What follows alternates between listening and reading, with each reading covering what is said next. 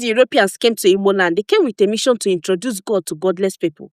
But we already know God, and we call him Chukwu Okike, the supreme God. The Igbo never had an idol of Chukwu Okike, not even a shrine, nor an image. Not because they have not thought about it, but because they have thought deeply about it. And they know that Chukwu Okike is too vast to be captured by man-made. They even have a question for it. Onye hụrụ Chukwu? Who has seen God? But people arrived at it on their own, not by any missionaries. And you can see how seriously they took it by the names they gave their children.